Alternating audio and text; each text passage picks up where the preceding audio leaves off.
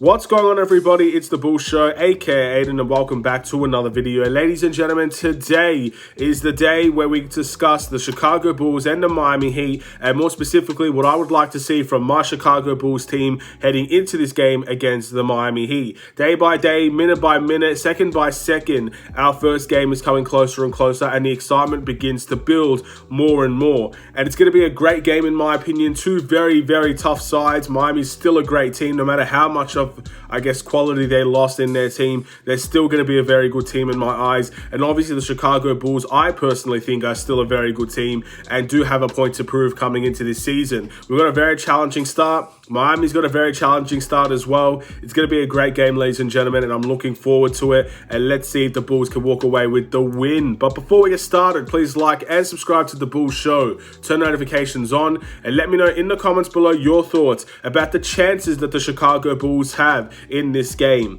Because at the end of the day, there are a lot of things stacked against us. And I guess kind of leaning into the first thing I want to talk about, I want the Bulls to control the tempo and play our style of basketball.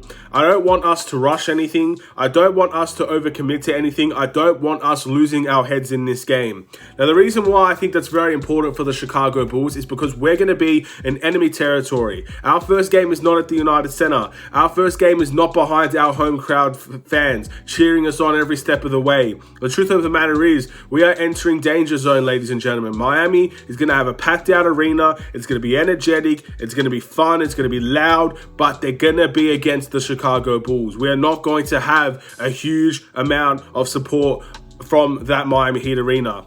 Of course, we obviously have Bulls fans that like to travel, and Bulls fans are extremely loyal. They will go and follow the team place by place, go see every single game they possibly can. But for the majority, that crowd is going to be against the Chicago Bulls. Now, enemy territory, especially loud arenas, is something that the Chicago Bulls should be accustomed to by now. Last year, we had a lot of teams want to see the Chicago Bulls team because it was brand new, it was very popular, and at the end of the day, we were very good as well. Players and fans wanted to play this team. Fans wanted to see this team. So I expect the same thing here, ladies and gentlemen. I think teams and fans are going to want to play the Chicago Bulls team for the excitement factor that it can bring. So I expect this to be a very loud crowd. I expect this to be a very entertaining game. But the Bulls have to keep composed. We cannot let that rattle us. And I think that's something we should have learned in the NBA playoffs last year. No matter how badly we performed, our first win in the NBA playoffs last year was away from home. It was in the Milwaukee Bucks arena.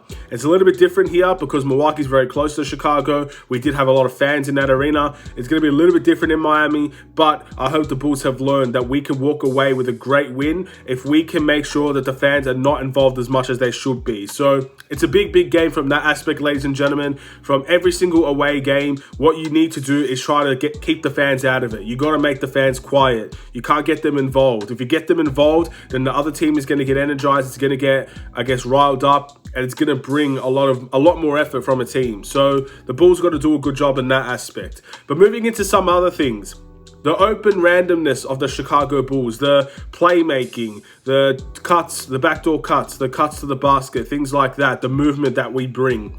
That's absolutely something I want to see against this Miami Heat side. Now, all things considered, that's exactly how we lost to Miami 4 times last year. It's because we didn't have rim protection, which was a massive problem for the Chicago Bulls. And Miami made a lot of unique, a lot of random plays where random people you don't expect to get too involved in the offense, get easy cuts, easy layups, and the Bulls could not stop it whatsoever. Now, recently, we've seen the Chicago Bulls implement a similar style in which we are moving for each other. We are passing for each other. The ball movement is incredible, and we're getting easy opportunities for almost everybody involved in the offense. It's not just a Zach LaVine show. It's not just a DeMar DeRozan show. Everybody's finding a way to get involved in the offense, which is 100% a positive for the Chicago Bulls.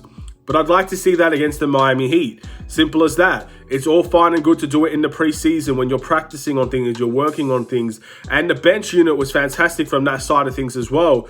But it's very different to do it from the preseason to the regular season. And obviously Miami is going to be a very tough challenge as well. So we've got to learn to do that as our team from the beginning to the end of the game, all 4 quarters, and make sure that we are just as random as what the Miami Heat may seem when we verse them, which is exactly what they did last year, in my humble opinion. That's why I think they beat us every single time last year. I want to see consistency from the starting lineup to the bench lineup. Now, one of the things we took away from preseason was, in my opinion, the bench was absolutely fantastic for the Chicago Bulls. And in my opinion, the bench last year was a bit of a problem because of all the injuries that we had, and the bench did not necessarily produce as much as we would like.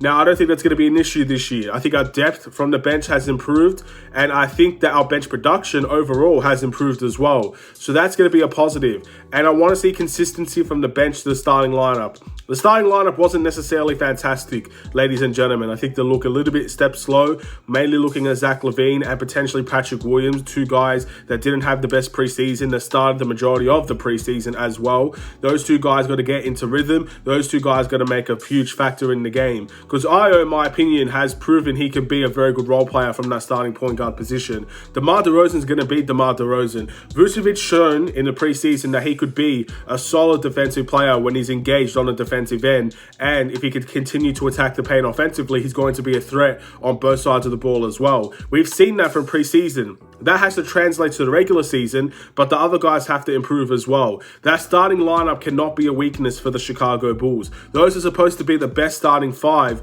that this team has to offer.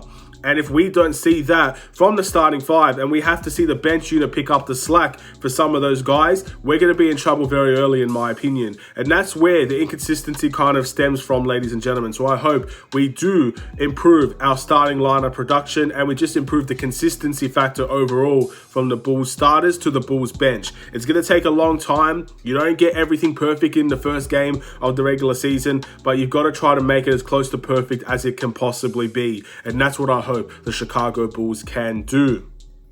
I kind of want to see us not necessarily play big ball, because Miami doesn't play big ball. I'd like to see us match Miami's style. Miami, I believe their center at the moment is going to be Bam Adebayo. So that would be, obviously, again, small ball for Miami Heat. They like to use their physicality. They like to switch. They like to make sure that they all attack the glass. And they actually like to run it and transition as well. Miami did struggle last year with half-court sets. I think that was the biggest issue for them in the NBA playoffs as well. So we're going to make sure that we make this game extremely difficult for them. I think Andre Drummond is going to be a very important factor in this game, because when he attacks the offensive rebounds, I think that limits their transition capabilities, because you're going to have a couple of guys trying to box out a guy like Andre Drummond. It's not going to be easy, and we know Andre Drummond is a threat from the offensive glass. So I think he's going to be a huge player in this game, and that's why I think our bench is going to be very important as well. So I'd like to see us limit their transition play, basically. I'd like to see the bench production improve from last year to this year, which I think it will.